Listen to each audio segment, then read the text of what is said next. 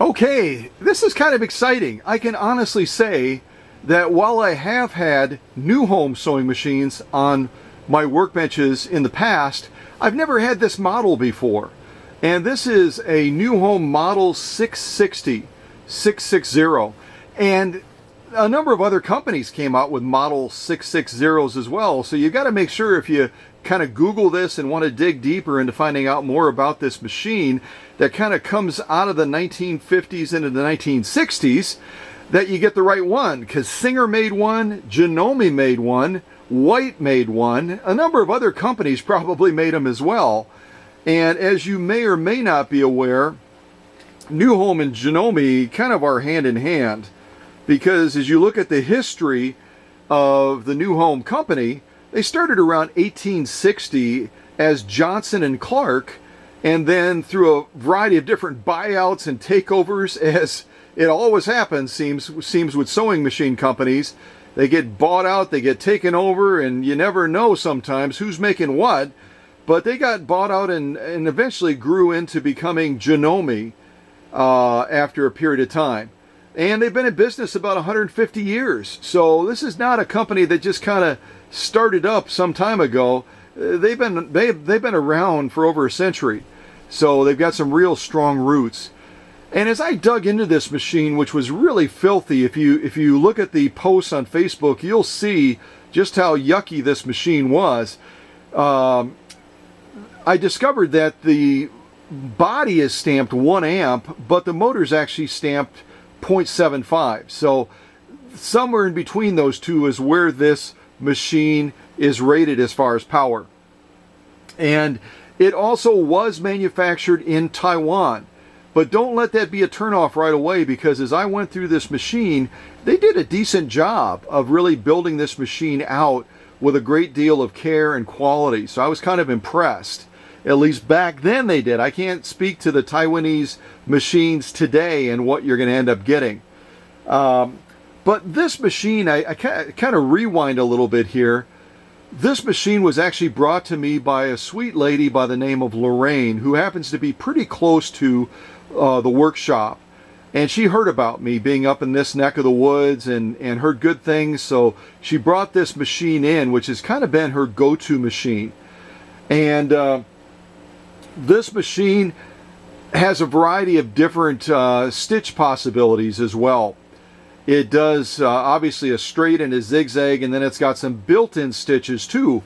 But interestingly, when Lorraine dropped this machine off, she didn't have an owner's manual. Now, she knows this machine, but I've never seen this machine before. And so I thought, okay, it's not threaded up. I've got it all cleaned up. I'm going to do some stitch offs now and check to see what the quality of the stitch is. And so I jumped on the internet, as most of us do, and thought, okay, there's got to be a quick threading diagram for this model 660, and there's nothing out there. Nowhere. No one is either wanting to tell or no one knows how to thread this machine. So I went into my instinct mode and followed what I thought was a reasonable track to thread it, and I was right. So I am going to now share with the world, since no one else apparently wants to, how to thread this New Home Model 660. I'm going to do my best to share anyway. And if I get all kinds of hate mail like, hey, why'd you do that? We wanted it to remain a secret. Well, we're not going to have any secrets on this channel. If we can disclose something that's going to prove to be helpful to other folks around the world, then daggone it, we're going to do it.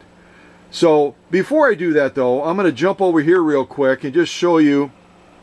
This is obviously where you're going to plug your power source in. Right around the corner there, you can't quite see it, is going to be your on and off switch. It's kind of like tucked right inside of there, and you're going to have to flip that in order to get the machine to fire up, okay? So let's go to the top now, past this clutch release right here, and this is going to be typical of other clutch releases. You're just going to rotate it towards you in order to release the clutch for winding a bobbin, and you're going to turn it back the opposite way to get it to lock into that clutch again so you can sew. All right, Blah, blah, blah, blah. I'm a little bit off today, folks. I just feel like I've had either too much coffee or not enough.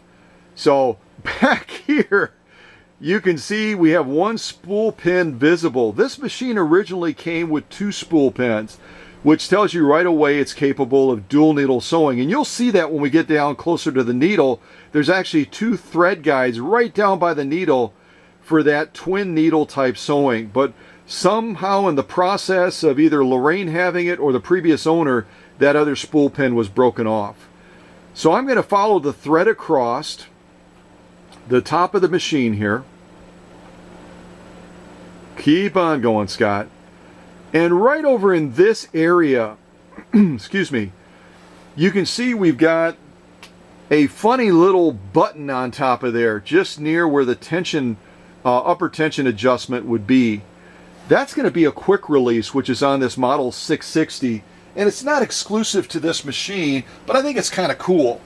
So if you've got a real thick quilt that you want to fit underneath the presser foot and you just can't quite make it, or if you want to do freehand embroidery, all you do is push this outer flange right here, and all of a sudden you're free flying, no presser foot pressure whatsoever. But as you want to resume sewing, you just push this down and you're ready to resume sewing again with full presser foot pressure. That's a little bit of a tongue twister, by the way, in case you didn't guess that. Now, right behind this presser foot quick release is another thread guide similar to the first one that we went through coming right off of the spool. And then you're going to follow this little track right here. So right behind this little quick release is another thread guide. Just go ahead and thread through that. Follow this thread track right here. And then you're going to come right down here to the left of where those tension discs are going to be, just to the right of where that that upper thread adjustment for tension is. Like I said, folks, not enough coffee today. Then you're going to come down here, and that right here, that funny little bar thing right there, is actually your tension control. Your spring is going to be in there. So you're going to come down the left side of that, and then you're going to come up the right side of that. You're then going to come up to the take-up arm, and you're going to run the thread through the take-up arm, and then you're going to follow that all the way back down the right side.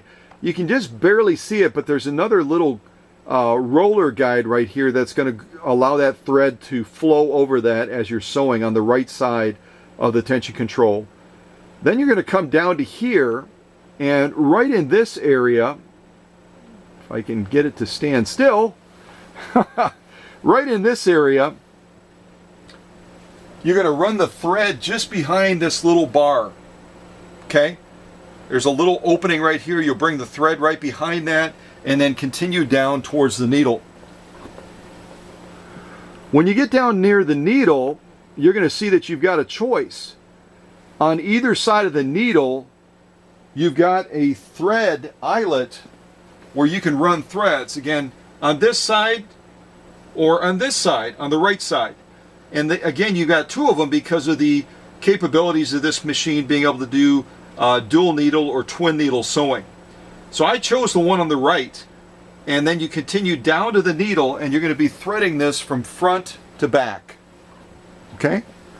I'll just kind of continue down here, and you can see that the needle is threaded from front to back, and then just obviously bring the thread between and underneath your presser foot.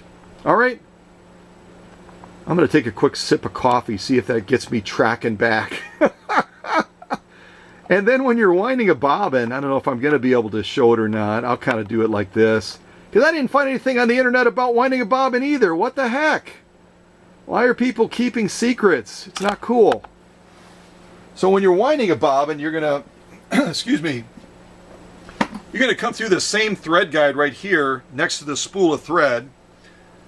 And then you're going to come over to this little tensioner right here, bring the thread around through that, and then all the way back to your bobbin over here, and then just engage your bobbin. And this right here is a little adjuster that is supposed to automatically disengage when that bobbin gets to a certain thickness. You can adjust it to your preference. Just loosen this screw and rotate it either way so that it's either more sensitive or less sensitive, so that you can get the right fullness of that bobbin. You don't want to overfill it, and you don't want to underfill it, so you can find that sweet spot for yourself and adjust it accordingly. Okay? Oh, quick sip of coffee. Well, if I get worse, you know that that was the wrong decision. All right. So what I'm going to do now is go around the controls real quick. I'm not going to dwell on these a lot. But here we've got our first little control right here. And this is going to do a variety of things. It's going to give you the ability to adjust stitch length. You're going to be able to go into that green area, that little swish on the right side there, to access some of the decorative or some of the built-in stitches. And then obviously the middle button is for reverse sewing. Right above it, again, that M is going to be a manual setting so that you can sew a straight stitch, and then as you rotate it clockwise, you're going to be able to get into the zone to adjust the width and get into some of the zigzag features of this machine. Over here we've got some of those built-in stitches, and right now I have it on a setting that's going to let me do a standard straight stitch. You can kind of see that in the camera right there, and it also has a variety of other stitches built into it. I'm not going to be sewing those in this video, but they are some cool stitch decorative options and utility type options. So you know, the machine is not just a basic machine. It's got some good capabilities in being able to deliver both heavy duty sewing, decorative sewing, and some utility as well. And then obviously you can see we've got a free arm that's removable that gives you access to the bobbin area. Just open it up right here and you've got access to your bobbin area for changing out thread. It's a fairly straightforward machine, folks. It's not a real complicated one. And maybe that you know, maybe that's the point of why I didn't find any diagrams on threading this machine. Maybe people think it's so easy that everyone knows it, but I don't think that's true, because I saw a lot of people posting the question as to how do you thread the 660. So I think I'll side with people are just not wanting to share the secret. And then our basic foot controller. It's a little bit awkward to get your foot on this because it's so, see how high that pad is pitched up? But you know, I guess as you get used to it, it's a little bit easier to use. So let me zoom down to the needle now, and we'll do a little bit of sewing with this machine. This machine really lacked a lot of power when I got it. Part of it was just, it was a filthy machine. It had not been cleaned probably for 25 years. But also the motor had some issues with it as well. There were some adjustments on the machine that had to be made. It's got a lot of power now. So I'm going to have to kind of caution Lorraine when she gets it. Watch out. This machine is ready to rock and roll now, to say the least. So what we're going to sew off on first is some of this vegetable tan leather. I've shown this in other videos. You've seen it. I'm going to zip down on it with a zigzag probably. And let me actually move it to the left a little bit, because I think we're going to zip down and add a second layer to this as well. So I'm going to adjust this so we can do a zigzag. That upper dial on the right, I just moved it from 0 to 5. And now I'm going to be increasing the length a little bit on this zigzag as well. I moved it from right around 1 up to 3. So let's see what we get here. All right.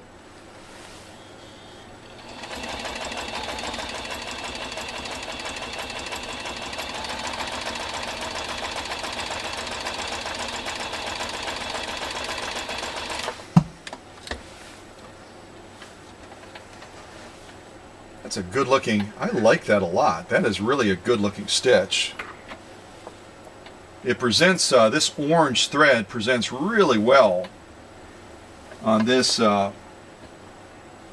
making sure my thread didn't get twisted, presents really well on this lighter vegetable tan leather. I really like the look of this. This is a good looking stitch. All right, let me clip that and I'll show it to you real quick.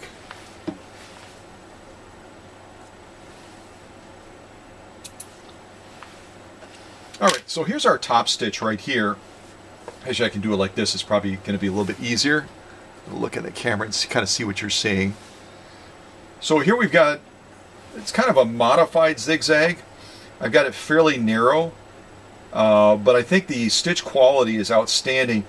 Lorraine also had some concerns, I think, about tension and also what was happening with the hook. And I made some adjustments on that as well, and it really seems to have made a good difference here for her. Really a beautiful stitch. The formation, the integrity of it is just absolutely spot on. We turn it over, the lock stitch looks just as good on this modified zigzag as well. It's real well defined. The balance between upper tension and lower tension is just spot on for this leather. And again, just a reminder, this is not a super light grade piece of leather. This is about 4 ounces of vegetable tan leather. This machine didn't hesitate at all. Now we're going to give it a second chance here to really show its stuff. I'm going to add a second layer of vegetable tan leather to this model 660. You can see that from the side, and we'll see how this machine does with 2 layers of vegetable tan leather. Now I'm not going to push it to 3 like I did recently on the FOF 332, the FAF 332 that belongs to Jackie Miller.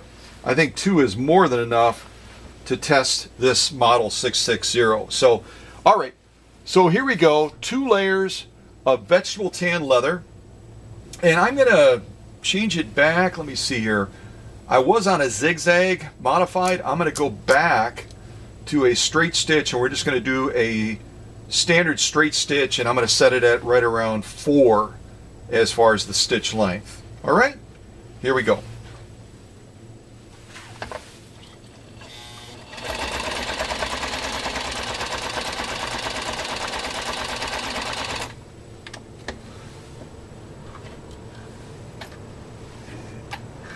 You know what? I think it sounded good. I did not do a pre-test on this to see how it would fare with 2 layers of vegetable tan leather. And it just did, in my opinion, it did an excellent job with that. There wasn't a lot of hesitation. It didn't seem like it was straining. Again, a Taiwanese made new home, which is what this 660 is, compared to what you would get from a contemporary Taiwanese machine, I don't recommend you try that. There was still some quality of engineering when they built this machine back in the 1950s, 1960s. So, you know, I'm pretty confident that we could probably even step it up a level above this, but I'm not going to try that. Because you know what? Going 2 layers, you can see that from the side. 2 layers of vegetable tan leather for this model 660 is monumental. I'm very impressed. It would not have done this before I got done servicing the machine, but it certainly is proving that it can do it now. So I'm going to set this to the side, and what we're going to do now is just do a little bit of U.S. Army grade canvas sewing with this machine as well. I'm going to start with kind of a large stitch right around 4, and then we're going to gradually bring it down just so you can see the range of stitches on this machine, okay? Let me slide that underneath the presser foot. And let me just check my settings. So we're set on 4 there. All right, so this is the largest stitch that this new home model 660 will put out from a straight stitch standpoint. Here we go.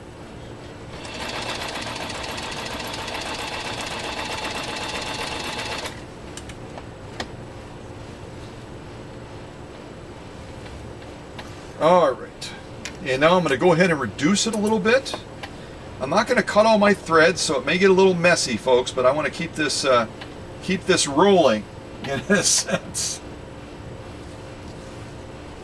All right, so that's our largest setting right there. Let me clip some. I'm going to clip the threads anyway. I'm a neat freak. I don't like it all looking junky.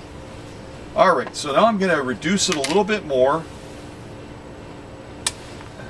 We're going to go from 4 down to 3, and we'll see what kind of stitch length we get with this setting. Here we go.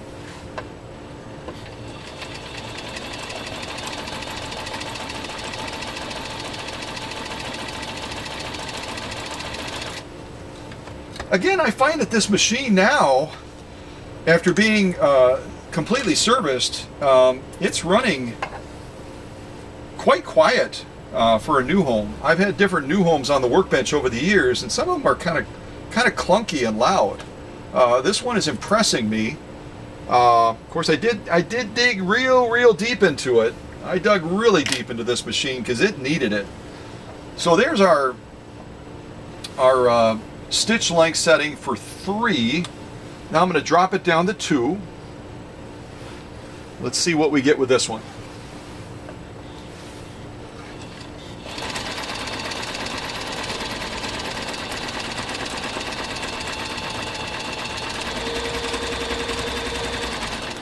I had to throttle that up a little bit at the end, right?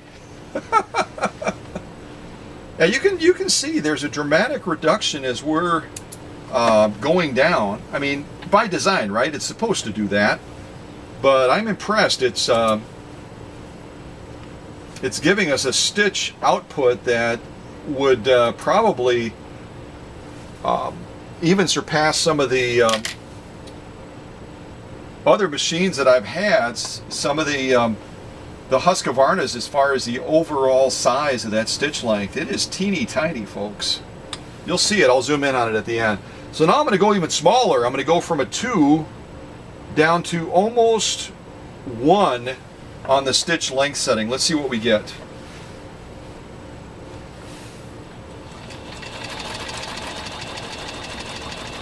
I hope I didn't go too small.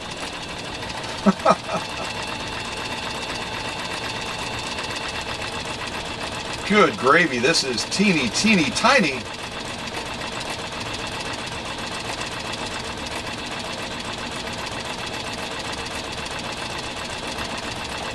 That is impressive. That is really impressive.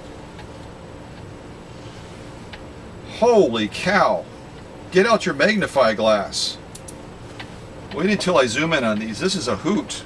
These are really, the stitch length, I mean the drop between the different stitch length settings that we started at 4, went down to 3, went to 2, went to almost 1. And that is dramatic as you look at it. I don't know if you can see those through the camera. Here's our first stitch at 4, 3, 2, 1. This one, if I zoom in on it, you're going to be like, holy mackerel.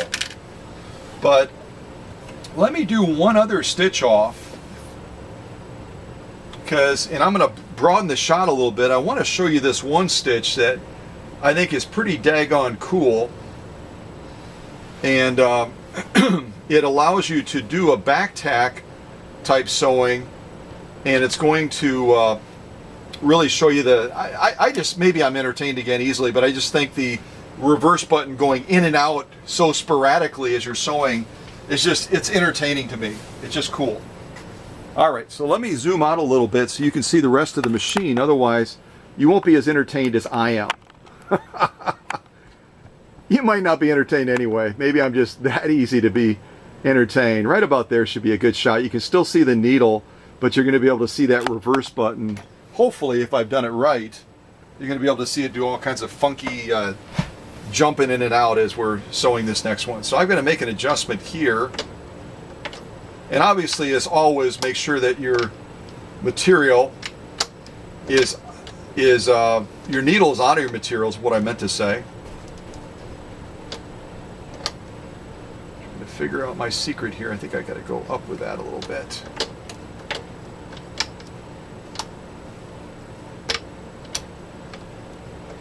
There we go. Like I said, I've never had one of these machines on the workbench before, so it is a learning process, to say the least. All right, I'm going to adjust that one.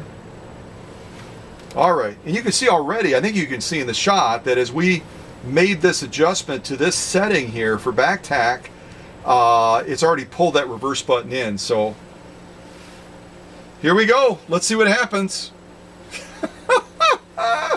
All right.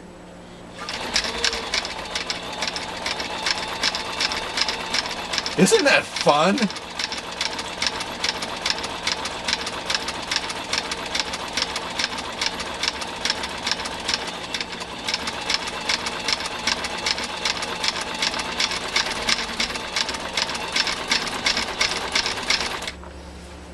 All right. If any of you are going, okay, why is he so impressed? I just think it's cool. And you know what? The stitch it produces is equally cool. I'm going to zoom in on this one because I just think it's gorgeous. It's almost a pearlized type stitch output, and I just think it's drop dead gorgeous. I really do. So let me do this. Let me see if I can zoom in on these. I'll put the leather next to it as well. Again, this is 2 layers of vegetable tan leather. There we go. All right, and I better set this back just so I don't end up giving this back to Lorraine and it does all kinds of funky stuff. And she's like, what did you do to my machine? She doesn't talk like that, by the way. She's a real sweet lady. All right, so let's zoom in on this so you can see these stitches a little bit closer, okay? Again, this is the first time I've had a New Home Model 660 on this workbench. And you know what? It's a fun little machine. So this is the one that I just got all jazzed out about. All right? Isn't that fun? Isn't that a cool stitch? I don't know if I can get even closer on it. I don't think I can. Now that's about it. That is a gorgeous stitch, and it's so unique. And then just to the left of it, you can see where we really cut that stitch length down. We were all the way down to almost 1 on this Model 660, and that is a teeny tiny stitch too. And it's consistent all the way down, folks. And then just one more row over, row number 3 from right to left, we're on stitch setting length 2.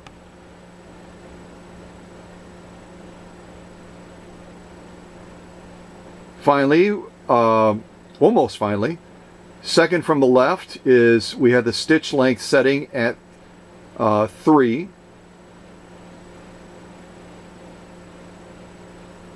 And then our first row that we sewed, way over here on the left, we had our stitch length setting at 4. Again, it's a Taiwanese made New Home, but those stitches all in all, you know, if you look at them side by side like that, those are good looking stitches. They really are. I'm impressed. Especially that one on the far right. I am just totally jazzed out by that one. Now if I turn it over, we'll take a look at the lock stitch as well.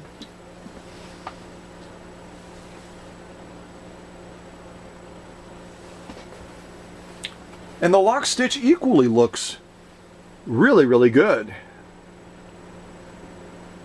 See if I widen my shot just a little bit. There again is that mysterious tufting that comes through when you sew this U.S. Army grade canvas. The only place you really can't see it is on that cool pearlized stitch on the far left. It just so dominated. It so dominated the U.S. Army grade canvas. It was like, yeah, you ain't gonna tuft me, buddy. Those are really good looking stitches, folks. They really are. Kind of gives me a new appreciation for that back in the day, in the 1950s, when the Taiwanese were making these machines, there was a fair amount of care that went into putting that machine together with some degree of quality and delivering on a product that really would perform well. Now here we've got that 2 layers of vegetable tan leather. We've got that zigzag on the right, and we've got that straight stitch on the left. Again, I think those are really good stitches. Those are really good looking. The formation, the spacing, all in all, is very high quality. And again, if you see on the top there, 2 layers of vegetable tan leather, you're probably looking at about 10 ounces, 10 to 12 ounces of thickness. And this machine just really delivered on it. I'll turn it around so we can look at that lock stitch as well on this vegetable tan leather.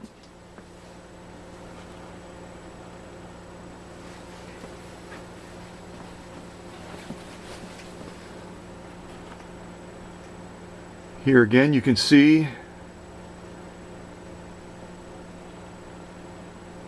can't even see the zigzag coming through, but oh, that's duh.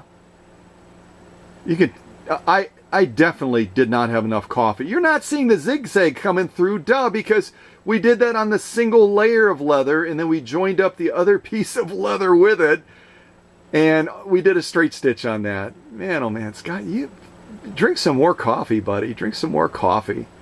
But that again just looks, it's really hard with the nappiness and the grain of this leather, but close up, it's a gorgeous stitch as well. So, you know, again, I always cringe a little bit when people mention Taiwanese made, which is where a lot of the Husqvarnas now are made. But this machine, at least from the 1950s going into the 60s, really did a fabulous job with everything that we just put it through. So I think Lorraine is going to be extremely pleased when she gets this machine back and sees what it's capable of doing now. Again, it didn't come anywhere close to being able to do this quality of sewing when I got it.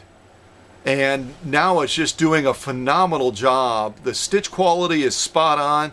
The strength of the motor is unbelievably improved from when I got this machine. And just the overall aesthetic appearance of the machine, because of all the crud and gook and dirt and grease that were just caking it. Again, if you look on Facebook, I've got pictures posted that are extremely detailed that are going to show you just how bad off this machine was. But she's a pretty daggone cool machine now. And whether it's 0.75 amps or whether it's 1 amp, seems to have more than enough power to get the job done. So this is cool. I love getting machines on my workbench that I've never presented before on this channel. And here we have this new home model 660 being introduced to you for the very first time. So I'm going to continue this. I told you back at the new year, my goal was to, number one, give you more glimpses into the workshop, which I've tried to do, and also introduce to you more machines that you've never seen before in this channel. So trying to keep my promises, folks, as always. So God bless you guys. Thanks so much for being loyal followers. Again, we have passed the milestone of 5,000 subscribers now. And I can tell you, looking at the analytics for this channel, we have on average about 40,000 visitors a month that come to this channel. Honest to God, 40,000. So we can celebrate and get excited about 5,000 dedicated subscribers that have stepped out of the shadows and actually clicked subscribe. But we've got so many more folks that still come to our channel every month all over the world, and they never click that subscribe button. Gosh, I wish they would, because we would be celebrating not 5,000, we'd probably be celebrating 50,000 subscribers if everybody would click that button. So click it.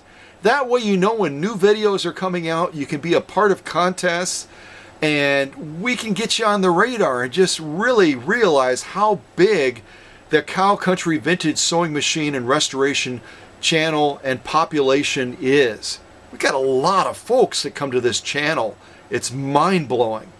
So click the subscribe button if you've never clicked it before, and we can finally get you on the radar. You can finally be a part of the community officially and we can celebrate the growth of the channel like we never have before.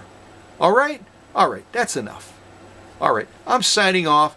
Lorraine is probably going to be here pretty soon, and I got to get this machine packed up and ready to go.